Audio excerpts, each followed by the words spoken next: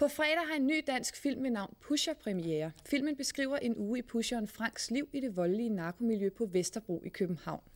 I starten har Frank styr på det hele, men da han bliver taget af politiet midt under en handel med hårde stoffer, starter et mareridt af flugt og vold. Frank skylder pludselig en masse penge væk, og for at skaffe pengene må han selv ty til barske metoder. Vi skal se en scene her, hvor Frank og en håndlanger er ude for at inddrive gæld hos en af Franks bekendte. Slap dog af, Frank. Prøv at høre, hvis ikke du hjælper mig, så kan jeg ikke hjælpe dig. Jeg skal bruge dem nu. Du kender min bror, man. I har leget sammen, mand. Skal vi køre efter dem nu? Har de brugt dem? Nej. Hvad så? Hvad skal jeg bruge din bror til mig? Du fatter da ikke, at hvis det ikke du giver mig, så river han de knæskaller ud.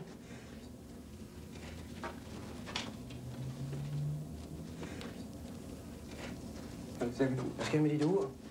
Nå, hvad skal jeg med dit ur? Ja. Gå med, tag dig sammen. Det er ikke mine penge mere. Jeg kan ikke hjælpe dig mere. Okay?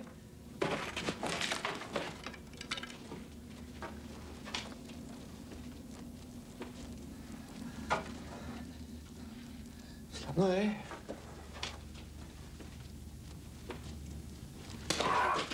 Svindler. Ah. Kan du skaffe de penge, uden du ikke skaffe dem? Prøv at høre, gør du en pakistaner, mand, ikke? Han kan godt skaffe nogle penge til mig. Pakistaner? Ja.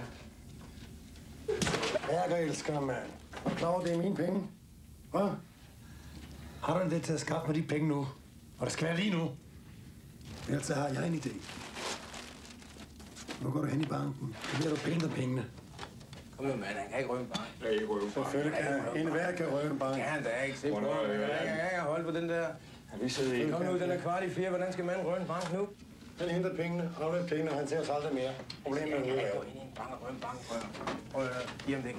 Han kan ikke gøre det. Han tør ikke, vel? Det kan lige nu. Hvad bank skal vi tage? Vi har travlt. Hvad bank skal vi tage? Frank? Jeg er ligeglad. Jeg har selv Hvad Ammerbank. bank bruger du? Ammerbank. Det skal i hvert fald ikke være. Det er dumt at køre i hans egen bank. Der er ikke andre banker. Jeg er Jydebank. Så Jydebank. Okay, vi tager den første nærmeste bank. Er der en Jydebank? Hvad med den der... Hvad fanden er den her? Jydebank er god. Skal have et ordentligt sted. Kom nu. Ja, velkommen til jer to. Kim Bodnia, du er hovedrolleindehaver, hedder det. Og det er dig, der er instruktør til den her film. Det her klip, vi lige har set, det var sådan et af de mange uhyggelige klip fra filmen. Og det er meget realistisk. Hvordan laver man sådan en realistisk film? Finder sandheden i sig selv og filmatiserer den. Har du været på research på Vesterbro? Ja, det har man jo vel. Ja. Kender du miljøet godt? Virker det sådan? Når man ser filmen? Ja. Ja, det synes jeg. Hvor godt kender du det? Det vil du helst ikke snakke om. Er det farligt? Nej, overhovedet ikke. Er miljøet sådan på Vesterbro? Ja, det har jeg fået at vide i hvert fald, når folk har set den, som kender mere til det end mig. Okay. Kim, du spiller Frank. Hvordan er det at spille narkopusher? Altså, det ved jeg ikke. Altså, hvordan det er, det ved jeg ikke, hvordan det var. Altså, det var... Jeg ved ikke, hvordan det var. Er det realistisk? Hvad, det ved jeg ikke. Altså, det er det vel. Altså, jeg går ind og laver et stykke arbejde, som ligger tæt op af mig selv. Og så går man ind og gør det. Og så er der nogle mennesker, der synes, at lige pludselig det er vildt realistisk, ligesom dig. Det kan jeg kun være glad for. Men tror du, det er sådan? Ved du noget om det? Jamen, det er sådan. Og jeg ved ikke, om det er sådan. Der er ingen, der ved det. Det kan man ikke vide. Er du ligesom Frank selv? Hvordan er Frank? Jeg synes, han er et dumt svin, for at sige det, som det er. Jamen, så er jeg ikke ligesom Frank. Men hvor finder du Frank henne så, når du skal spille ham? Jamen, altså, jeg synes ikke, at Frank lige præcis kun er et dumt svin. Altså, jeg tager udgangspunkt i mig selv, når jeg arbejder.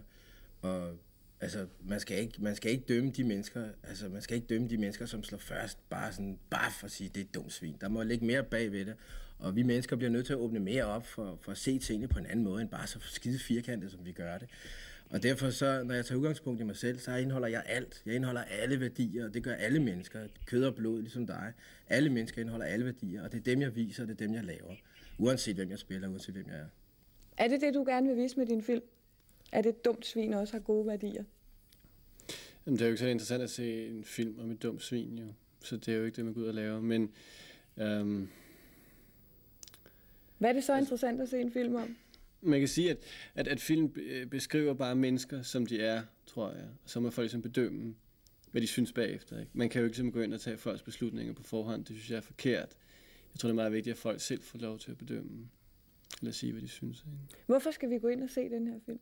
Den er jo ekstremt underholdende til at starte med. Det synes du ikke? Men er det kun underholdning? Det er da en ret rå film, og den er rimelig realistisk, ikke? Er det bare underholdning? Nej, men den er da også handler om mennesker, og forhåbentlig er meget nogle af folk tager noget med sig hjem efter filmen. Ikke? Altså, jeg tænker på, at hvis jeg laver en personlig film, så kan man jo ikke gå helt fejl. Okay, tak skal I have. Begge to. Held og lykke med filmen. Hej, mor.